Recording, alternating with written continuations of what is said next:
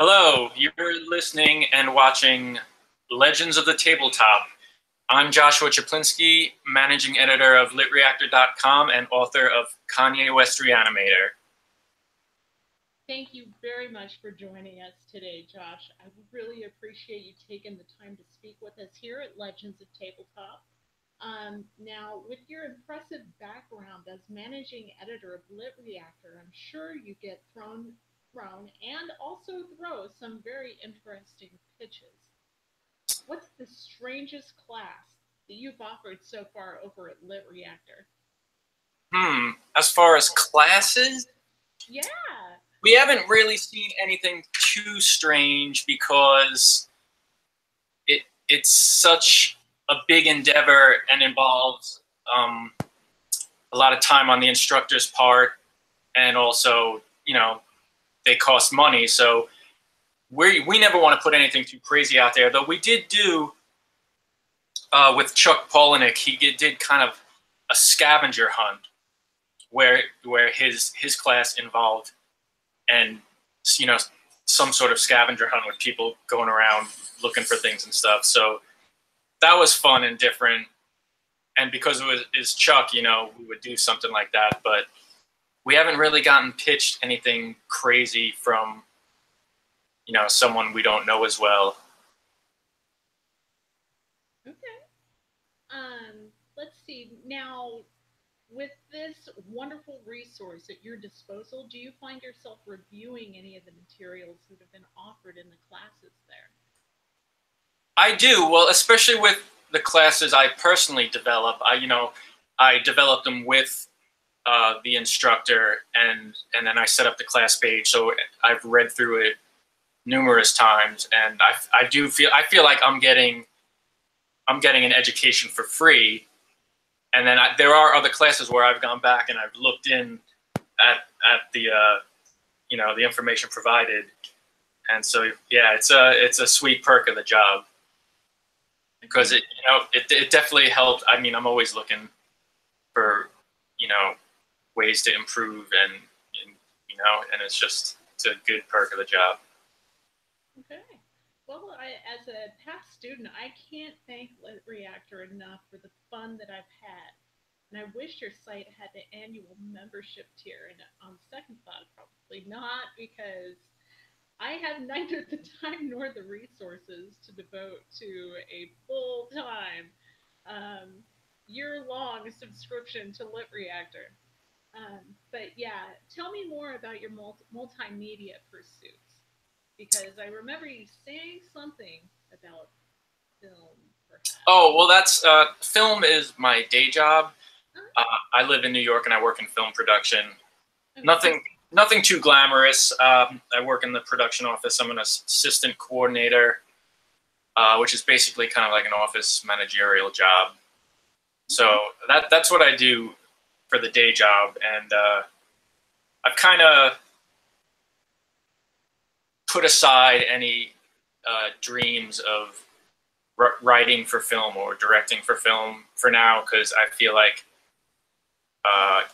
just writing short stories and stuff like that has been a more fulfilling outlet where you could write something and actually make a little money on it and have people actually read it.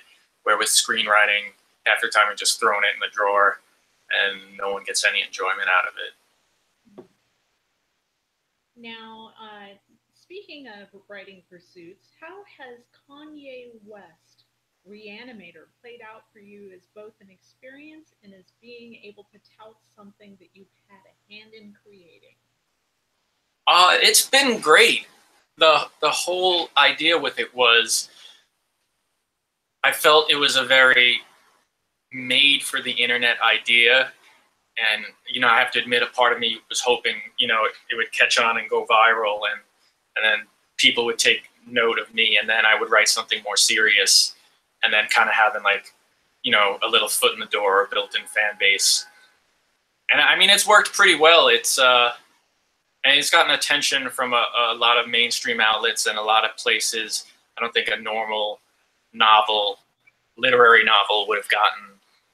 There's the Lovecraft fans, the hip hop fans, movie fans, and it just kind of, I was able to cross promote it on all these different platforms more so than I would have, a regular book. So it's been great. It's been a lot of fun. I even showed up a year or two ago when Kanye West had a pop-up for his clothing in New York City. I showed up there and there was these lines of people waiting to get in, and I was just giving out books and T-shirts and stuff. So a lot of opportunities to promote in new and in different ways. Excellent. Now, I've wondered, when using still living celebrities as subject matter in your creations, has there been any legal hassle with that at all? There hasn't. And initially, right before the book came out, I was really afraid that somehow he would get wind and we would get shut down before we were even out of the gate. And then about a year down the line, I was kind of wishing he would discover it and make a fuss, because, there's no such thing as bad press. But I'm pretty sure, it falls under the umbrella of parody, and, we're safe there legally. And again, it's on, I guess it's not on quite the level where it's come to his attention. And so it's not really worth his time to complain about it, I guess, or even if he knows. Now, falling under the category of parody, that does answer the next one that I was going to ask. But the best review I've seen on Amazon for this book is the Kanye best. And that's a wonderful little review there. Yeah, I'm sure that was a family member. Yeah. But as any interviewer will often do, I scuttled over to Amazon and searched the items listed under your name. Along with the impressive list of literary magazine entries, I see that there is also an opera song track with your name on it. What? Yeah. I was wondering what you were talking about when you mentioned opera. Oh, we're going to go into that right now. Pan Boya Boda 5 Act 1. Scene and duet of Chaplinsky and Maria. Now, I don't think that you wrote this opera, but if you did, and I don't think I did. No, I don't think you did either. But if you did, what would it be about? Oh, geez. First of all, I'm gonna have to go look this up. I mean, Chaplinsky is not really a common name as far as I know, and in all my, self-indulgent Google searching, I've never come across this. But I don't really have much knowledge of opera, although I will be going to my first opera this month, actually, because I bought my wife opera tickets for her birthday. So I will be going to the opera. But, I mean, Kanye West Reanimator could possibly make an interesting opera. I saw in New York, there was not Kanye West. There was Reanimator the musical. It's kind of like an off Broadway thing, and I went and saw that, starring Cheers' George Wendt. He was the star. He was the big name, and it was really good. It was a lot of fun. It was really good, and I do know that there have been some big mainstream operas outside of the typical kind of, Barber of Seville type thing, and so I would definitely be interested in something like that, because I know the director David Cronenberg did an opera version of The Fly in the UK at one point, and I think something like that would be really amazing to see. And I also, when I was picking out what show to go to with my wife, I ultimately chose something very traditional. But I did see that there's a new opera based on the Luis Buñuel movie, The Exterminators, The Exterminating Angel, which I found really fascinating because it's a very weird, surreal movie, and I think it'd be cool to see as an opera because it's in a more modern setting. So, yeah. Now, in your Dreams of the Warehouse, I appreciated throwback to Dreams in the Witch House with the naming of Gilman. I would have expected Larry Gilman or Walter Talbot, but I myself am a rather grown-worthy and tired individual. Now, if what can you tell us about Dreams in the Warehouse? How did that genesis? How did that appear to you as an idea? That came to me much in the same way a few of my ideas have come to me, whereas it started kind of as a joke or a play on words. I mean, that's how Kanye West Reanimator came to me, because I was like, Herbert West, Kanye West. Oh, that's a funny joke. And then I kept thinking about it, and I was like, well, maybe it's more than a joke. So it Dreams of the Warehouse, I just kept thinking of the word warehouse. And like I'd seen other stories and books of people writing like, you know, not werewolf stories. Like I think I saw one something to do with a were shark or, were sloth or were wombat. And so just the word warehouse was stuck in my mind. And I was like, I wonder if anyone's written this type of story where like a guy transforms into a house. And then I was like, well, how do I write that and make it not a joke? And so that was a challenge with that story, and that's where that came from. And then when it came time to title it, I was like, oh man, Dreams of the Warehouse, but that's too close to Lovecraft's Dreams in the Witch House. And then I was like, well, let me go reread Dreams in the Witch House. And I saw a couple parallels there. So then I went in and kind of did some tweaking of the names of the characters and stuff and put in kind of little Easter egg things to kind of link the two together a bit more. But it didn't really start. That one didn't start as like an homage to Lovecraft or to have anything to do with Lovecraft, really. So it was interesting that thematically they had some similar elements in the end. Okay. Now, tell me more about Chuck. I'm saying his last name wrong. Chuck Palahniuk. Palahniuk. Okay, great. Could you tell me more about ChuckPalahniuk.com? How did you get started with that? Oh man, well, a friend of mine, good friend of mine, Dennis Widmeyer, who runs Lit Reactor and runs ChuckPalahniuk.net or .com or both.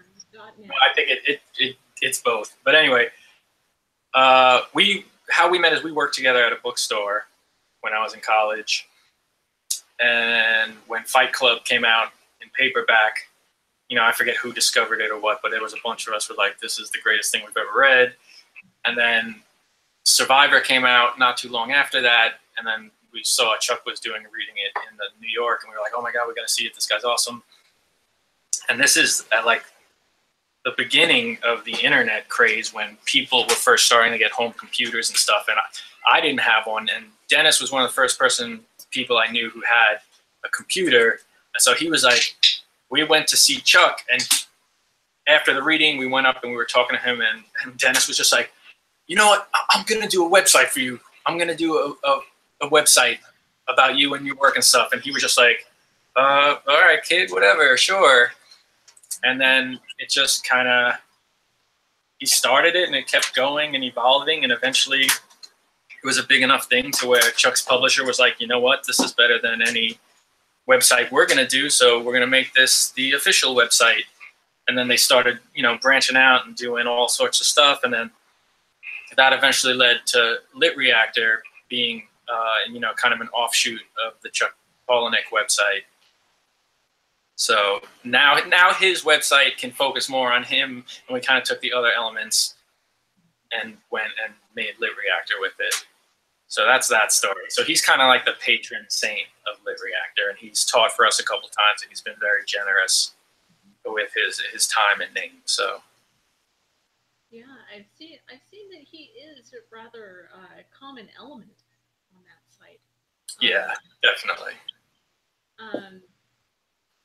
I must admit that your evolution of appreciation for Chuck Palahniuk, I've not said it that often, and I apologize if I keep messing that word up. Chuck Palahniuk. I was introduced to him at a layover on a flight to meet my adopted sister for the first time.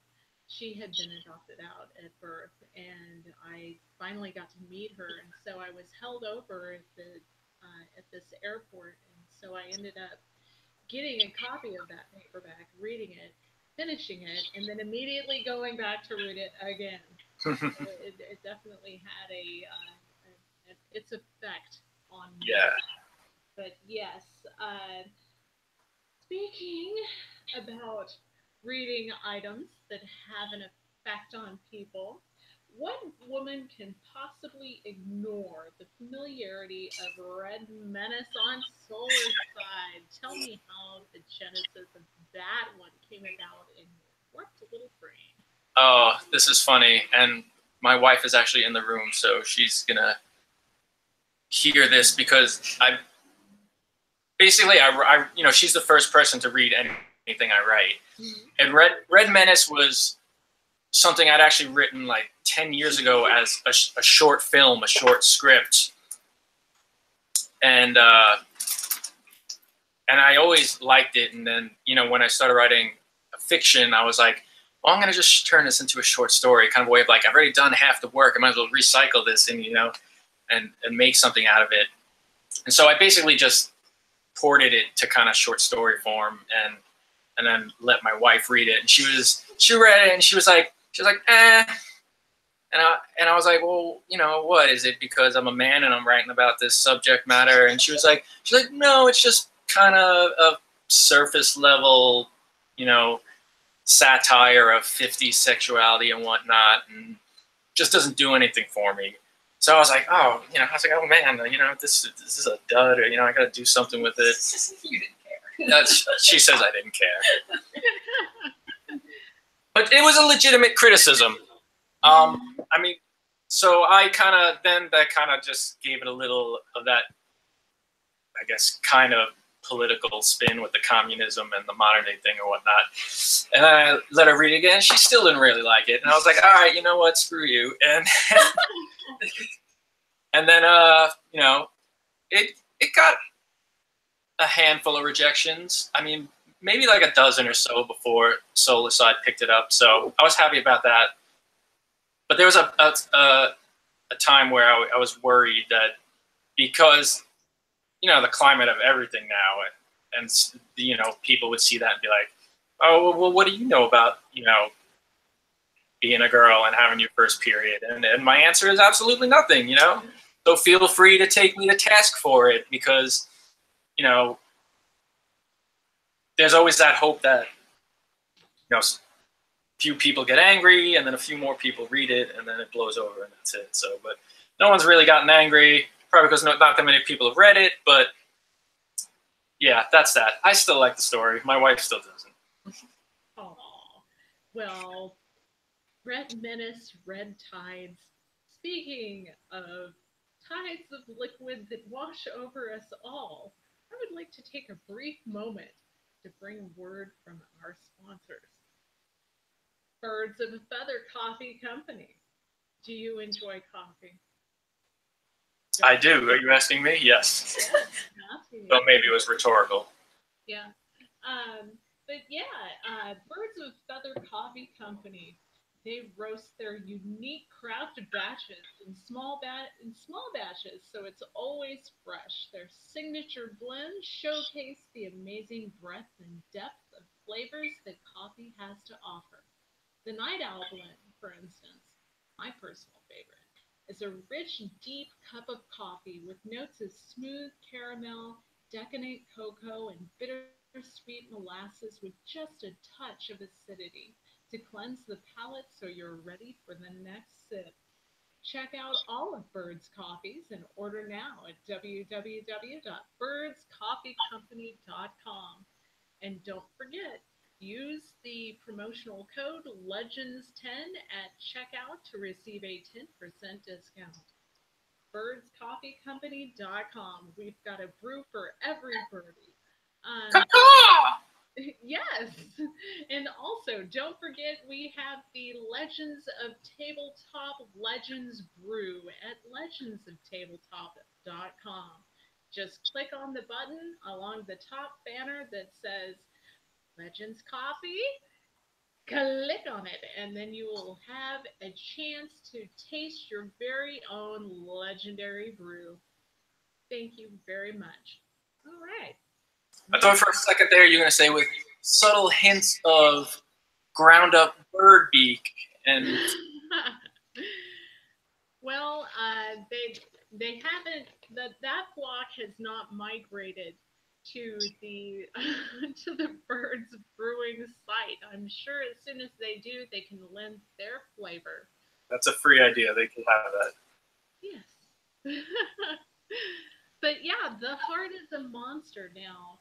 How does that speak to the average listener? Hmm. Let us know. How does that speak to the average listener? Well, I mean, I guess it's ultimately about something a lot of people, understand, which is a bad breakup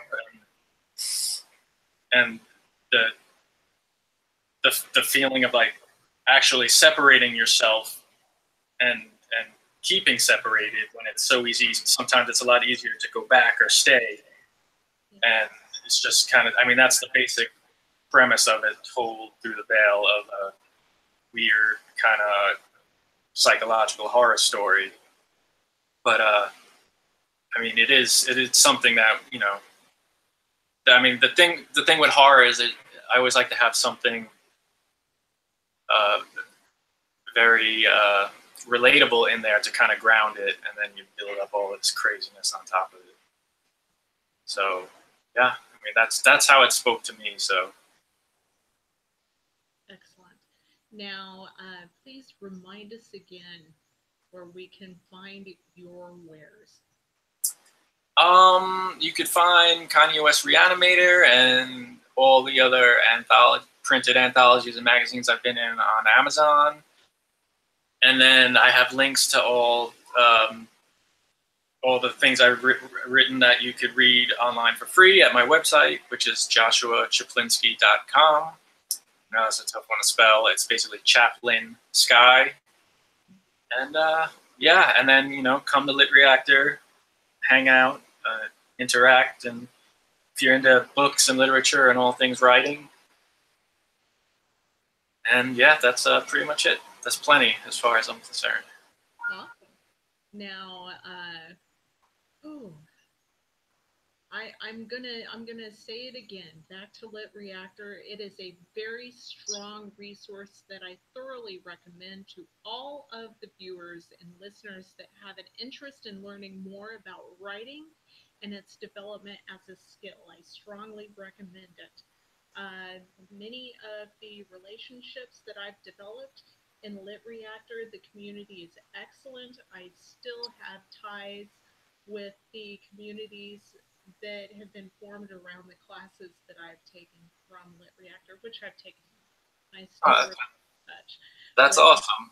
Yeah, I still remain in touch with many of the people that I took that class with, and it's just a wonderful experience to share your successes with fellow classmates that you shared that experience with year ago, 2 years ago. I mean, and it just stays with you. So I strongly recommend litreactor.com as a writing resource.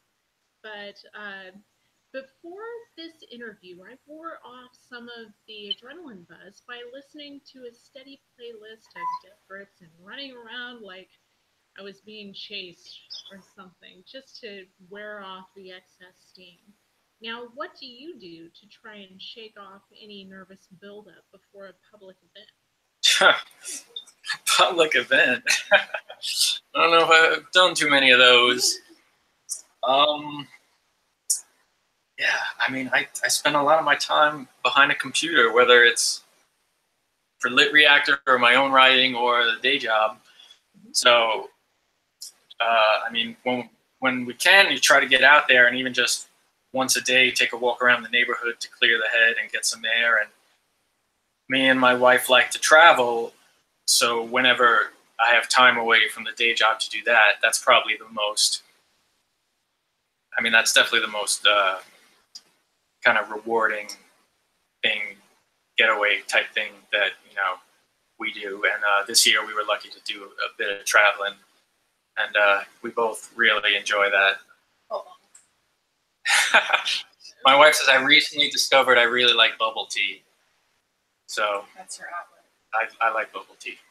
Oh, bubble tea. I love bubble tea. Yeah. But yeah, oh, let's see. No Love Deep Web helped me finish paying off my loan in that Reciteer video game. Speaking of video games, have you ever played the RPG Kanye Quest 3030? No, is that something he did himself, or is this a fan made thing? It's a fan made thing. I can send you a copy of it if you want. I feel like I heard something about there being like this weird Kanye West RPG or something like that. I don't know if it's the same thing or not, but It's very strange. That's for certain. huh. Yeah, I've never heard of that. Yeah, it's quite odd. If another odd question for you, if you could have one superpower, what would it be and why? Superpower. Yeah. Oh man. Uh, I mean, of course, everyone would like to fly. That would be awesome. Flying around's great. It's kind of a boring answer. More creepy answer would be invisibility, because that, brings up all sorts of, well, what are you going to do with invisibility? Oh, I'm going to go spy on people while they take a shower and stuff, So, but what else can you really do with invisibility but hide and be a creep? But still, there's something about it that's, the sneakiness of it. No. My wife would definitely choose invisibility, because she likes, whenever walking around the neighborhood, she sees a neighbor with their window open. She's like, "Oh, those people got their blinds open. Let's see what they got on their walls, what their house looks like, what they're doing in there." So. Oh, that's great. Marvel or DC?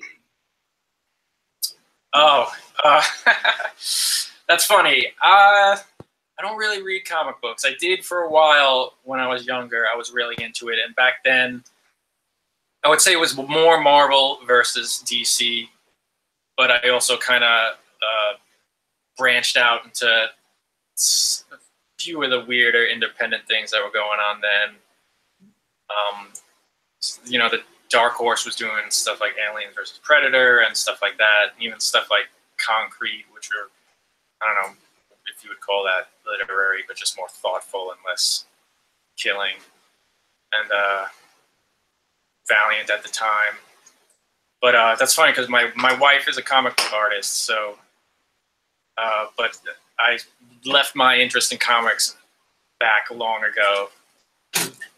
That's fair. Sci-fi or fantasy, moving away from comic books?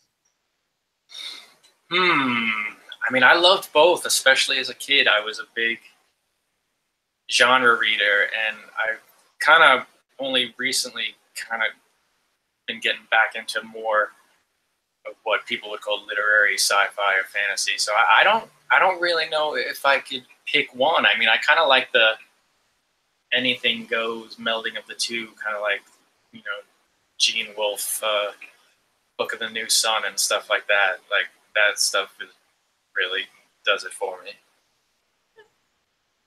You, of course, the questions are veering more into that vein because, again, I'm with the site called Legends of Tabletop, where we focus quite a bit on tabletop games and video games.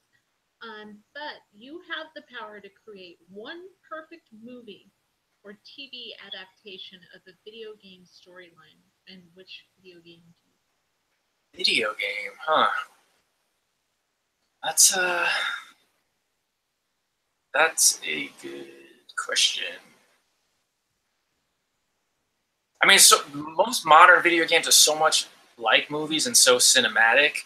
So I feel like saying something like that's almost a cop-out. Like, I really like stuff like Fallout and Red Dead Redemption, and then more recently I've been playing Skyrim forever. I just never get sick of wandering around in that world, and I feel like those games are already so cinematic. They're like, they're practically movies that you participate in.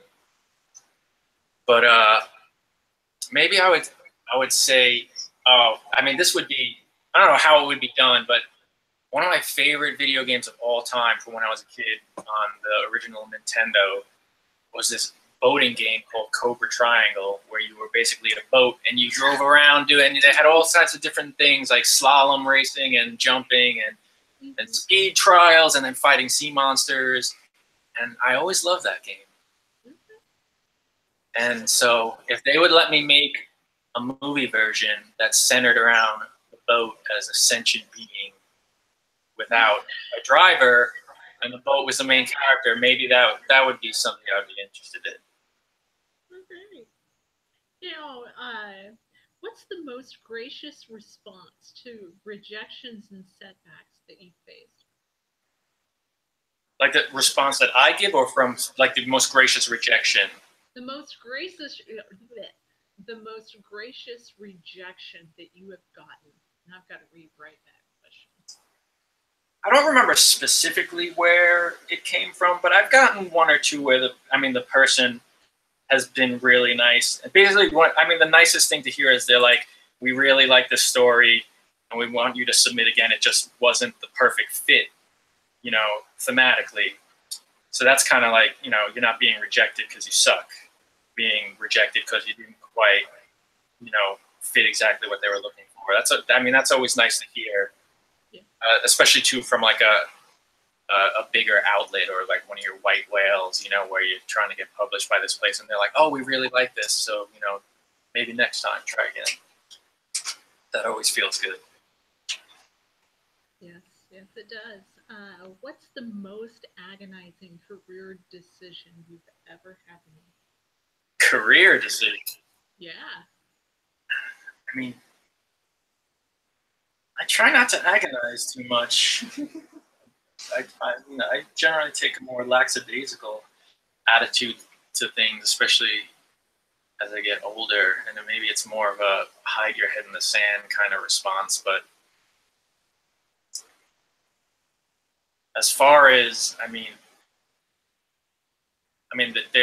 there's my work career and my writing career, and I've been treating my writing career as more of a hobby. Even though I pursue it seriously, I don't want it to kind of lose that fun factor, and that, the reason I do it is because I enjoy it. Because I think I see a lot of people who quit their jobs and try to be full-time writers and make their living off of that, and to me that seems like a nightmare. So I don't want writing to become that. If $1 million fell in my lap or something like that, and they're like, if you write this, and then I'd be like, fine, but I don't want to ruin it for myself. And as far as like, real life career or whatever, I don't take that too seriously either. I guess I've been doing the same thing for so long now. I haven't had to make any sort of major, like, oh my God, what am I going to do type of decisions, which I guess I've been lucky that way. So. Now, how did you make your first $1? Ever? Ever. I probably stole it. My very, I used to, did I get an allowance? I must have gotten an allowance at some point. I know I would wash my grandparents' car every once in a while, and they would give me $10, stuff like that. Okay. Yeah. What song would you like played at your funeral? Oh man, I would put me on the spot. Yep. What? Oh yeah, that's a good one. Yeah. I think she hit it on the head. I might like "Rough Boys" by Pete Townsend. Okay. What's one thing that you are exceptionally good at? Oh, that's a terrible question. Honestly, I don't know. I promise the next one's going to be so much easier. Okay, go ahead. What are you really bad at? Really bad. I'm a terrible type of person to ask these kind of absolute questions because I don't really deal in absolutes a lot. My life is very gray. And I'm like, maybe that's people could translate that as being non-committal or wishy-washy, but I can never be like, this one movie is my favorite movie. This one book is my favorite book.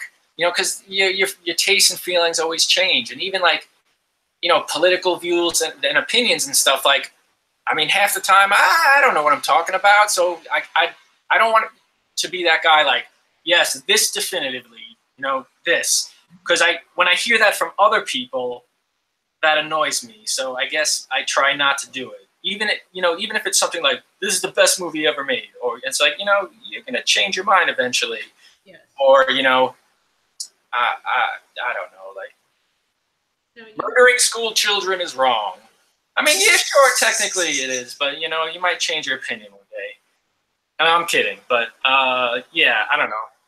It's maybe I'm a weirdo, but I don't like absolutes kind of in any form.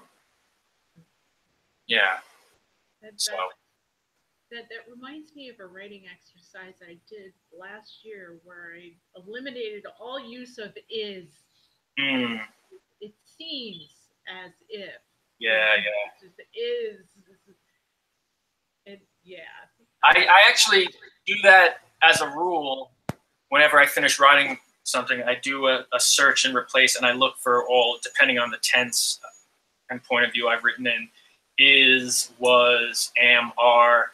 I try to eliminate as many as possible because I find myself, especially the word was, overusing the word was so often, especially when you're just trying to get it out there on the page, even if it's a vomit draft, just like was, and I go back and I was like, so much was, and then try to change as many as possible without making the language sound stilted, because you reach a point where then it sounds too formal or it doesn't sound like your character, and then I'm like, oh, maybe I go back and put a few was's back in. It makes more sense, Yeah. It does make sense. The way that you say it makes me think of John McPhee's draft number 4, where he goes through with the word processing program, and there's one that he uses that was actually made for him. It's quite interesting. The formula that he talks about and repeating the same words over and over, you've got to eliminate those repetitions. Yeah. But yeah, back to where was I? Let's see. What job, if you were offered it, would make you immediately drop everything you're doing to say yes to? A job? Yeah. Oh man. I mean, when I was younger, I played in bands a lot, and for a long time, I thought that's what I was gonna do or wanted to do was, play music professionally. So probably in something involving playing music.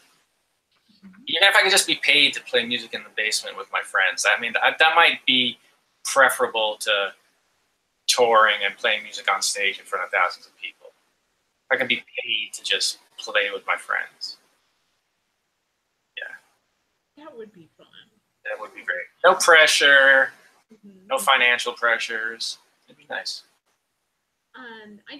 I did check out your SoundCloud account. And what was it?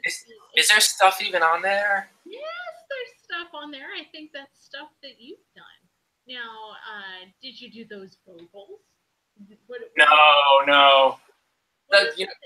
The stuff on SoundCloud, those are bands I was in probably at this point. Some of them were 15, 20 years ago even, and they're kind of up there for posterity, so I could have a place to find them and listen to them when I want to. So I play guitar, so those are bands I played guitar in, and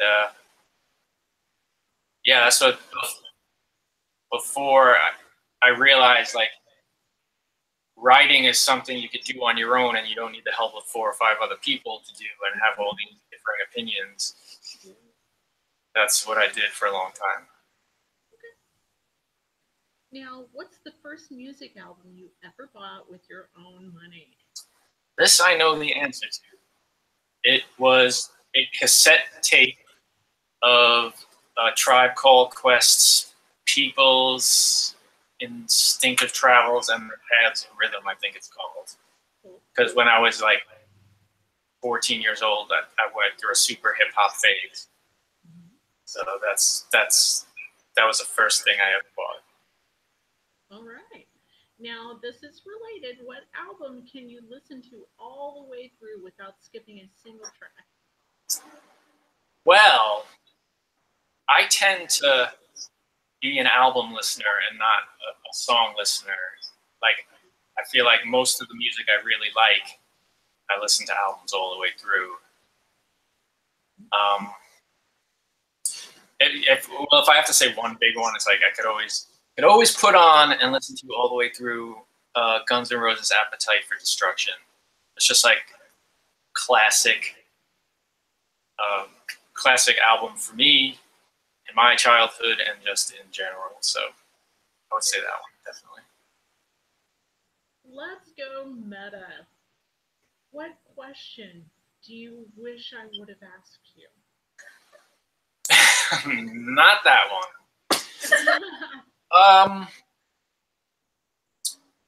Which question do I wish you would have asked me? Meaning, what would I like people to know about me? Is there anything that you wish I would have touched on in this interview that I haven't so far? Well, I will say that I'm coming very close to finishing what would be my actual first novel or short novel. And so that's exciting. I've been working on it on and off for a long time, and I really just want to get it completely nailed. I've been obsessing over it and over the grammar and over all the was's, and I'm finally close. And then I have a couple places that I really want to submit it to, and so I'm kind of excited with that. Okay. That is exciting. So yeah. How much time have you devoted to this novella novel? I mean, not years stacked up. Probably. I mean, I would say hundreds of hours. It started as a screenplay because before I started writing short stories and prose, I wanted to be a screenwriter also, and this is after I wanted to be a famous musician. And so I spent like 10 years writing tons of screenplays, and like I said, they would, my friends would read them and critique them, and I'd enter a few contests and maybe place 1 or 2 times, and then it would go in a drawer, and that would be it. So like I said with Menace, I was like, well, I did all this work plotting and writing dialogue. It'll be real easy to just port it over and use that. And it wasn't that easy because I wound up really changing and expanding it. But the screenplay I started, it had to be maybe 10 years ago, 7 or 8 years ago. Probably right, I think I wrote that one right when Lit Reactor was starting. I had finished it. So that would be about 8 years ago. So on and off as a screenplay and then as a potential book for about 8 years. Okay. And when I'm like not at work at the day job, like I'll sit 4 or 5 hours a day and work on it if I can, But I consider myself a slow worker because I'm a chronic rereader and rewriter. Like I'm the guy who always goes all the way back to the beginning every single day and reads all the way through, no matter how long it is. That type of thing. Okay. What was I going to say? Structuring of your day and scheduling time to write. What is your approach to that? When I'm working the day job, I don't have a lot of time to write because I work in film and it's like a minimum 12 hours plus traveling and stuff. And then, you want to live your life. And if you're exhausted, you don't want to write. So definitely don't do as much writing, which is why I'm glad I'm kind of finishing this project now, right as I'm about to go back to work. And but otherwise, I'll weekends or an hour here, an hour there. Depending on the job, if there's a little downtime, steal a few minutes here and there, if I can. But yeah, that's basically it.